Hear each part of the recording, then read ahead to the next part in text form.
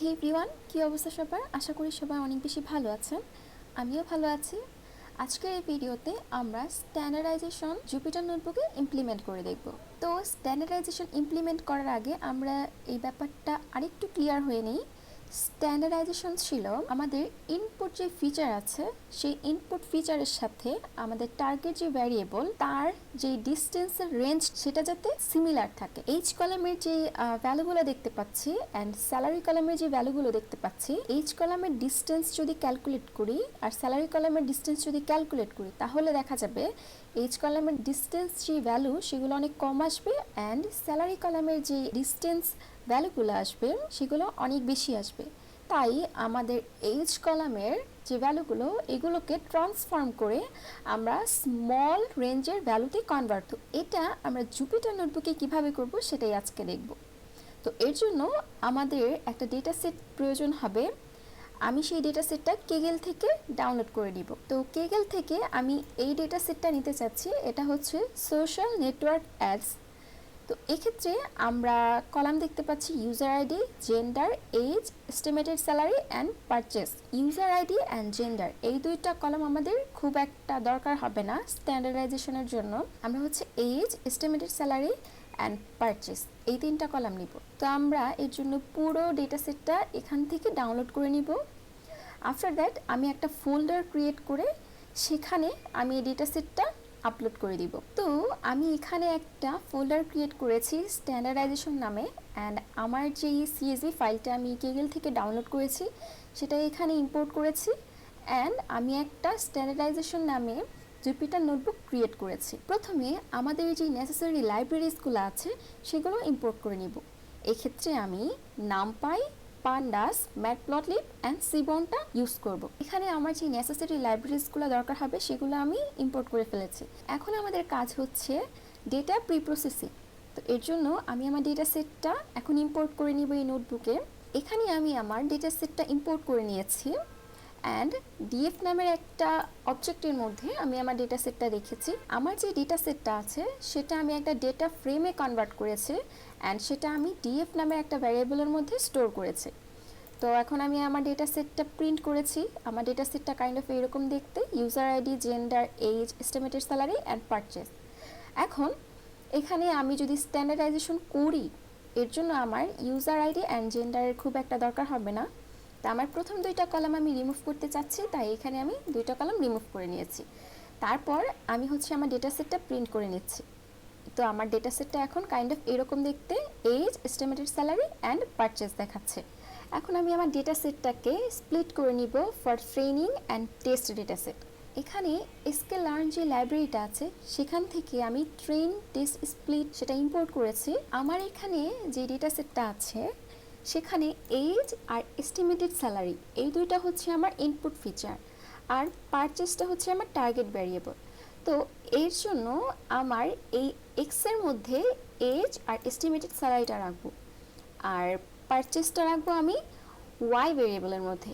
এর জন্য আমি এজ অ্যান্ড এস্টিমেটেড স্যালারি এর জন্য আমি দুইটা পোর্শন করব, একটা হচ্ছে এক্স ট্রেন আর একটা হচ্ছে এক্স টেস্ট অ্যান্ড পারচেসটা আমি রাখবো ওয়াই ট্রেন অ্যান্ড ওয়াই টেস্টের মধ্যে। অ্যান্ড আমার এই ডেটা সেটের মধ্যে 30% আমি টেস্টের জন্য ইউজ করব। তো এর জন্য আমি এসকেলার্ন লাইব্রেরি থেকে ট্রেন, টেস্ট, স্প্লিট ইম্পোর্ট করেছি। আফটার দ্যাট আমি X train, X test and Y train, Y টেস্টটা অবজেক্ট ক্রিয়েট করে আমার যে ডেটা সেটটা আছে সেখান থেকে আমি এক্স ট্রেনের জন্য পারচেস নামের যে কলামটা আছে সেটাকে ড্রপ করে দিচ্ছি। অ্যান্ড এখানে এক্স ইজ ইকুয়াল 1 মানে হচ্ছে আমার কলামটা আমি যে ড্রপ করছি এর জন্য এটা লিখেছি। আফটার দ্যাট আমার টার্গেট ভ্যারিয়েবল যেটা সেটা আমি পাস করছি, যেটা হচ্ছে আমার পারচেস কলাম। অ্যান্ড আমি টেস্ট ডেটার জন্য 30% নিয়েছি, তাই আমি এখানে লিখেছি টেস্ট সাইজ ইকুয়াল 0.3। এখন আমার train data and test data কত আছে সেটা আমি জাস্ট দেখব। এর জন্য আমি এটা যদি রান করি তাহলে দেখতে পাবো এক্স ট্রেনের মধ্যে আমার ইনপুট ফিচার হচ্ছে দুইটা কলাম, যেটা হচ্ছে এই প্রথম দুইটা এজ অ্যান্ড এস্টিমেটেড স্যালারি, তাই এখানে 2 লেখা উঠেছে যে আমার দুইটা কলাম এখানে। আর 280 মানে হচ্ছে আমার 280টা রো এখানে আছে, অথবা 280 জনের ডেটা এখানে আছে। আর টেস্টের জন্য আমরা নিয়েছি 120টা ডেটা অথবা 120টা রো, অ্যান্ড এর শেপটা হচ্ছে 2, মানে হচ্ছে আমরা টেস্টের জন্য এখান থেকে যে দুইটা কলাম, এই দুইটা কলামের থেকে 120টা রো নিয়েছি। তো স্কেলিংয়ের জন্য আমাদের করতে হবে স্কেলার থেকে আমাদের একটা স্ট্যান্ডার্ড স্কেলার ইম্পোর্ট করতে হবে, অ্যান্ড এই যে এই ক্লাসটা আছে সেটা আমরা স্কেলার নামে একটা অবজেক্টের মধ্যে স্টোর করে রাখবো। এখন আমরা যখন অবজেক্টটা ক্রিয়েট করেছি, আমাদের যে ট্রেনিং ডেটা সেট সেটাকে ফিট করাতে হবে। তো আমরা ফিট করালাম। আফটার দ্যাট আমাদের যে ট্রেনিং ডেটা সেটটা আছে সেটাকে আমাদের ট্রান্সফর্ম করতে হবে। তো এক্ষেত্রে ট্রান্সফর্মের ক্ষেত্রে আমরা কিন্তু দুইটা কলামকে পাস করছি। আমরা যখন এটাকে ফিট করাচ্ছি এই স্কেলার দিয়ে, এর মানে হচ্ছে আমাদের এই দুইটা কলামের মিন ক্যালকুলেট করে ফেলা। তো এটা আমরা একটু দেখি যে আমাদের মিনটা কত আসে। তো এক্ষেত্রে আমরা মিন দেখতে পাচ্ছি প্রথম কলামের জন্য, এটা হচ্ছে এইচ কলামের মিন। এখানে আমরা হচ্ছে এইচ কলামটা পাস করেছি অ্যান্ড এস্টিমেটেড স্যালারিটা পাস করেছি। তো এইচ কলামের জন্য আমাদের মিন ক্যালকুলেট করেছে 3.78 প্লাস, অ্যান্ড আমাদের এস্টিমেটেড স্যালারি এর জন্য মিন ক্যালকুলেট করেছে 6.98।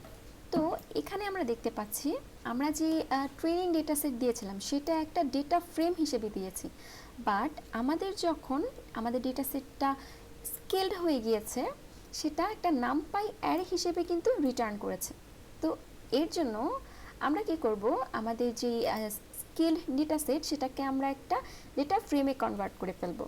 তো আমাদের যে স্কেলড নামপাই অ্যারেটা আছে সেটা আমরা একটা পান্ডাস ডেটা ফ্রেমে কনভার্ট করে রাখছি, অ্যান্ড সেটা আমরা এক্সট্রিম যে স্কেল সেটার মধ্যে আবার রেখে দিচ্ছি। তো এইভাবে করে আমাদের যে skilled training data set and skilled test data set সেটা একটা পান্ডাস ডেটা ফ্রেমে কনভার্ট করে রেখেছি। আমরা যদি এখন এই ডেটা ফ্রেমটা দেখি তাহলে এটা কাইন্ড অফ দেখতে, তো আমাদের ডেটা ফ্রেমটা কাইন্ড অফ এরকম দেখতে। এখানে আমরা দশমিকের পরে অনেকগুলো ডিজিট দেখতে পাচ্ছি। তো এটা আমরা চাইলে দশমিকের পরে এক ঘরও দেখতে পারি। এখন আমাদের কাজ হচ্ছে যে আমাদের এটা কি আসলেই কনভার্ট হয়েছে নাকি, ট্রান্সফর্ম হয়েছে নাকি সেটা দেখব। তো সেটা বোঝার জন্য আমাদের মিন যদি 0 হয়ে যায় অ্যান্ড স্ট্যান্ডার্ড ডেভিয়েশন যদি 1 হয়ে যায় তাহলেই বুঝতে পারবো যে আমাদের এই ডেটা সেটের উপর স্ট্যান্ডার্ডাইজেশনটা হয়েছে। এই ক্ষেত্রে মিন 37.9 অ্যান্ড এস্টিমেটেড স্যালারি অনেক বড় একটা ভ্যালু দেখাচ্ছে, কিন্তু আমরা যখন স্কেলিং করে ফেলেছি তখনকার ভ্যালুটা যদি আমরা দেখি যে মিন কিন্তু 0.0 দেখাচ্ছে। ঠিক আছে, এইচ কলামের জন্য মিন কিন্তু 0 হয়ে গিয়েছে, এস্টিমেটেড স্যালারি কলামের জন্য কিন্তু মিন 0 হয়ে গিয়েছে, আর স্ট্যান্ডার্ড ডেভিয়েশন কিন্তু আমাদের 1 হয়ে গিয়েছে। তো এক্ষেত্রে কিন্তু আমরা বুঝতে পারছি যে আমাদের যেহেতু মিন 0 অ্যান্ড স্ট্যান্ডার্ড ডেভিয়েশন 1 হয়েছে, তার মানে আমাদের এই ডেটা ফ্রেমের উপর স্ট্যান্ডার্ডাইজেশন অ্যাপ্লাই করা হয়ে গিয়েছে। তো এখন আমরা দেখব আমরা যে ডেটা সেটে স্কেল করেছি এর জন্য আমাদের ডেটা সেটের মধ্যে কোনো ইফেক্ট পড়ছে নাকি। এর জন্য আমি দুইটা ফিগার ড্র করেছি, যেটা হচ্ছে বিফোর স্কেলিং আর একটা হচ্ছে আফটার স্কেলিং। এখন এই দুইটা ফিগারের মধ্যে আমরা কোনো কিন্তু ডিফারেন্স দেখতে পাচ্ছি না। আমাদের যে ডেটার ভ্যালুগুলো আছে সেগুলোর কিন্তু কোনো ডিফারেন্স দেখা যাচ্ছে না, বাট ডিফারেন্সটা হচ্ছে যে স্কেল করার পর আমাদের যে ডেটার মিন সেটা কিন্তু সেন্টারে চলে এসেছে। তো এই ক্ষেত্রে আমরা দেখতে পাচ্ছি এই বিফোর স্কেলিংয়ের ক্ষেত্রে আমাদের যে মিনটা ছিল সেটা ছিল 40-তে, কিন্তু আমরা যখন স্কেল করে ফেলেছি আমাদের ডেটা সেটটাকে তখন তার মিন কি হয়ে গিয়েছে, 0-তে চলে এসেছে, তাই না? তো আমরা যদি এর জিওমেট্রিক ইনটিউশনটা দেখি সেটা হচ্ছে এই যে আমাদের এই ডেটা সেটটা এখানে ছিল, যখন আমরা স্ট্যান্ডার্ডাইজেশন অ্যাপ্লাই করি তখন আমরা দেখতে পাচ্ছি যে এই ডেটা সেটটা কিন্তু সেন্টারে চলে এসেছে। আই মিন এর যে মিনটা সেটা কিন্তু 0-তে চলে এসেছে। তো সেক্ষেত্রে আমাদের এই যে ডেটা সেটটা সেটাও কিন্তু দেখা যাচ্ছে যে আমাদের যে মিন সেটা কিন্তু 0-তে চলে এসেছে। ঠিক আছে, আই মিন এর মিন কিন্তু এখন কাইন্ড অফ এখানে। ঠিক আছে, তো এখন আমরা দেখব যে আমরা কেন স্কেলিংটা করেছি। এর জন্য আমরা একটা কেডিই প্লট করেছি।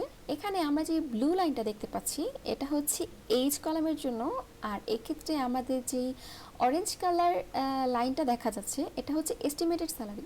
এখন এই দুটো ভিন্ন দেখাচ্ছে কারণ আমাদের যে এইচ কলামটা তার রেঞ্জ কিন্তু অনেক কম, ঠিক আছে। বাট আমাদের যে এস্টিমেটেড স্যালারি এই কলামের রেঞ্জ সেটা কিন্তু অনেক বড়। এক্ষেত্রে এখানে আমরা দেখতে পাচ্ছি অনেক বড় বড় ভ্যালু দেখাচ্ছে। এর জন্য এই দুইটা কলামের মধ্যে এটা কিন্তু অনেক উপরে চলে গিয়েছে, আর এটা একেবারে ফ্ল্যাট দেখাচ্ছে। আমরা যখন স্ট্যান্ডার্ডাইজেশনটা অ্যাপ্লাই করি তো তখন আমাদের কেডি এটা কেমন দেখাচ্ছে? এক্ষেত্রে দেখাচ্ছে যে আমাদের যে blue line and orange colour যে লাইন, এই দুইটা কিন্তু পাশাপাশি আছে। তো এই দুইটা কিন্তু এখন আমরা কম্প্যারিজনটা করতে পারি। এই যে স্কেলিংয়ের আগে আমাদের যে লাইনটা দেখা যাচ্ছিল এর মধ্যে কিন্তু কম্প্যারিজনটা ভালো মতো বোঝা যাচ্ছিল না। কিন্তু আমরা যখন স্ট্যান্ডার্ডাইজেশনটা অ্যাপ্লাই করি তখন আমাদের দুইটা কলামের রেঞ্জ বা ভ্যালু একটা স্মল রেঞ্জের মধ্যে চলে এসেছে, যার জন্য আমরা দুইটা কলামকে এখন কিন্তু কম্প্যারিজন খুব ইজিলি করতে পারি। তো এখন আমাদের এই যে কলাম দুইটা আছে এটা যদি আমরা একটু দেখতে চাই, তো এর জন্য আমরা আরও দুইটা ফিগার ড্র করব, যেটা হচ্ছে বিফোর স্কেলিং আর একটা হচ্ছে আফটার স্কেলিং। এখানে যেই ডেটা দিয়ে ফিগারটা ড্র করা হয়েছে, আফটার স্কেলিংয়ের পরে যে ডেটা দিয়ে ফিগার ড্র করা হয়েছে, দুইটার মধ্যে কিন্তু খুব একটা ডিফারেন্স দেখা যাচ্ছে না, যেটাতে আমরা বুঝতে পারি যে আমরা যদি স্ট্যান্ডার্ডাইজেশন কোনো ডেটা সেটের উপর অ্যাপ্লাই করি সেখানে আমাদের কিন্তু কোনো লস নেই, ঠিক আছে, বা আমাদের ডেটা সেটের কোনো পরিবর্তন খুব একটা হয় না।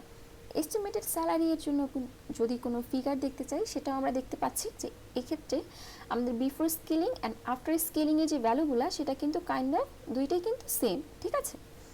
তো এখন আমরা জানবো যে ওয়াই স্কেলিং ইজ ইম্পর্ট্যান্ট। আমরা স্কেলার্ন থেকে লজিস্টিক রিগ্রেশন লাইব্রেরিটা ইম্পোর্ট করেছি। এটা আমরা একটা এলআর নামে অবজেক্ট ক্রিয়েট করে সেখানে স্টোর করে রেখেছি, অ্যান্ড এরপর আমাদের যেই ট্রেইনড স্কেলড ডেটা সেটটা সেটা পাস করছি ইনপুট ফিচার, অ্যান্ড এটা হচ্ছে আমাদের ইনপুট ফিচার আর হচ্ছে আমাদের টার্গেট ভ্যারিয়েবলটা পাস করছি। তো এখন আমরা হচ্ছে প্রেডিক্ট করতে চাই যে আমাদের স্কেলিংয়ের আগে যে ডেটা সেটটা ছিল সেটা দিয়ে যদি আমরা কোনো কিছু প্রেডিক্ট করতে যেতাম তার অ্যাকুরেসিটা কত আসলো, আর আমরা স্কেলিংয়ের পরে যদি কোনো ডেটা সেটের উপর প্রেডিক্ট করতে চাই তখন তার অ্যাকুরেসিটা কত আসে। এর জন্য আমরা ওয়াইপ্রেড অ্যান্ড ওয়াইপ্রেড স্কেলড নামে দুটো অবজেক্ট ক্রিয়েট করেছি। এখানে যে ওয়াইপ্রেড এটা হচ্ছে আমাদের অ্যাকচুয়াল ডেটার অ্যাকুরেসি কত সেটা দেখাবে, অ্যান্ড ওয়াইপ্রেড স্কেলড যে অবজেক্টটা আছে এটা হচ্ছে আমাদের স্কেলড ডেটা সেটের অ্যাকুরেসি কত সেটা দেখাবে। তো এর জন্য আমরা স্কেলার্ন থেকে অ্যাকুরেসি স্কোরটা ইম্পোর্ট করে নিয়েছি। তো এখন আমরা যদি অ্যাকচুয়াল ডেটা সেটের অ্যাকুরেসি স্কোরটা অ্যান্ড স্কেলড ডেটা সেটের অ্যাকুরেসি স্কোরটা দেখি, এক্ষেত্রে দেখতে পাচ্ছি যে অ্যাকচুয়াল ডেটা সেটের উপর আমরা যদি কোনো প্রেডিকশন করি সেক্ষেত্রে আমাদের অ্যাকুরেসি আসতেছে 0.65, বাট আমরা যদি স্কেল ডেটা সেটের উপর কোনো প্রেডিকশন করি সেক্ষেত্রে আমাদের যেই অ্যাকুরেসি স্কোর সেটা কিন্তু অনেক বেশি বেড়ে গিয়েছে, যেটা হচ্ছে 0.86, মানে হচ্ছে 86% কিন্তু আমাদের প্রেডিকশনটা দিচ্ছে। তো এটাই হচ্ছে আমাদের স্কেলিংয়ের ইম্পর্টেন্স। এখন এক্ষেত্রে আমরা আরও একটা যদি দেখতে চাই যে ডিসিশন ট্রি এর উপর কি আমাদের এই স্কেলিংটা কাজ করে নাকি। ডিসিশন ট্রি যে ক্লাসিফায়ারটা আছে যে আমাদের যে প্রেডিকশনটা আসে অ্যাকচুয়াল প্রেডিকশন অ্যান্ড স্কেল ডেটার উপর যে প্রেডিকশন সেই দুইটা কিন্তু সেম আসে, ঠিক আছে, মানে দুইটাই কিন্তু আমাদের 87% মতো আসে। তো এখন আমরা দেখব আমাদের ডেটা সেটের মধ্যে যদি কোনো আউটলায়ার থাকে সেক্ষেত্রে আমাদের ডেটা সেটের মধ্যে যদি স্কেলিং করি তার কোনো ইফেক্ট পড়বে নাকি। এর জন্য আমি ইচ্ছাকৃতভাবে কিছু আউটলায়ার অ্যাপেন্ড করব আমার ডেটা সেটের মধ্যে, যেটা হচ্ছে এজ হচ্ছে 7, 92, 94, অ্যান্ড তার এস্টিমেটেড স্যালারি আমি দিয়ে দিয়েছি, অ্যান্ড তারা পারচেস করবে কি করবে না সেটাও আমি দেখাচ্ছি। এখন আমি আমার ডেটা সেটের মধ্যে আউটলায়ার অ্যাপেন্ড করে ডেটা সেটটা যেভাবে আমরা স্কেলিং করি সেইভাবেই স্কেলিংটা করেছি, ঠিক আছে। অ্যাপেন্ড করার পর আমরা আমাদের ডেটা সেটটা দেখতে পাচ্ছি কাইন্ড অফ এরকম দেখতে, ঠিক আছে। তো আমাদের প্রথম যে ডেটা সেটটা ছিল সেখানে 400 রো ছিল, বাট আমরা যেহেতু আরও এক্সট্রা 3 জন পার্সনের ইনফরমেশন অ্যাড করেছি তো এখন আমাদের ডেটা সেটটার মধ্যে 403টা রো আছে, ঠিক আছে। তো আমরা যদি আমাদের ডেটা সেটটার একটা স্ক্যাটার প্লট ড্র করি সেটা কাইন্ড অফ এইরকম দেখতে হবে যে আমাদের এই যে এই তিনটা যে পয়েন্ট দেখা যাচ্ছে এগুলো হচ্ছে আউটলায়ার, ঠিক আছে। তো এখন এই আউটলায়ারের মধ্যে আমরা যদি স্কেলিং করি তাহলে কোনো ইম্প্যাক্ট পড়বে নাকি সেটা দেখব। তো আমরা পূর্বের মতোই সেখান থেকে স্কেলার্ন থেকে আমরা ট্রেন টেস্ট স্প্লিট করে নিচ্ছি, স্কেলিং করে নিচ্ছি। স্কেলিংয়ের পরে আমাদের যে নামপাই অ্যারেটা পাবো সেটাকে একটা ডেটা ফ্রেমে কনভার্ট করে নিচ্ছি। তারপর আমরা দেখতে পাচ্ছি যে আমাদের বিফোর স্কেলিং অ্যান্ড আফটার স্কেলিংয়ের মধ্যে কোনো ডিফারেন্স আছে নাকি। তো আমরা এখানে বিফোর স্কেলিংয়ের মধ্যে দেখতে পাচ্ছি যে আমাদের যে আউটলায়ার্সগুলো আছে সেগুলো কিন্তু ঠিকই আছে, ঠিক আছে। বিফোর স্কেলিংয়ের ক্ষেত্রেও আমাদের আউটলায়ারটা দেখাচ্ছে, আফটার স্কেলিংয়ের মধ্যেও কিন্তু আমাদের আউটলায়ারটা দেখাচ্ছে, কারণ আমাদের যে ট্রেনিং ডেটা সেট এখানে দুইটা আছে আর টেস্ট ডেটা সেটের মধ্যে একটা আউটলায়ার গিয়েছে, ঠিক আছে। তো এই হচ্ছে আমাদের স্ট্যান্ডার্ডাইজেশন। আমরা এটা বুঝতে পারলাম যে আমাদের স্ট্যান্ডার্ডাইজেশন যদি অ্যাপ্লাই করি তাহলে আমাদের আউটলায়ার কিন্তু থেকেই যাবে, ঠিক আছে। তো যদি স্ট্যান্ডার্ডাইজেশন অ্যাপ্লাই করতে চাই তাহলে আমাদের আউটলায়ারগুলো রিমুভ করে তারপর স্ট্যান্ডার্ডাইজেশনটা অ্যাপ্লাই করলে ভালো হবে, ঠিক আছে। তো আই হোপ আমি স্ট্যান্ডার্ডাইজেশন সম্পর্কে আপনাদের বোঝাতে পেরেছি। তাও যদি কারো কোনো কনফিউশন থেকে থাকে আমাকে কমেন্ট বক্সে জানাতে পারেন, আমি অফকোর্স রিপ্লাই করব। আজ এই পর্যন্তই, নেক্সট ভিডিওতে আবার দেখা হবে। Till then take care.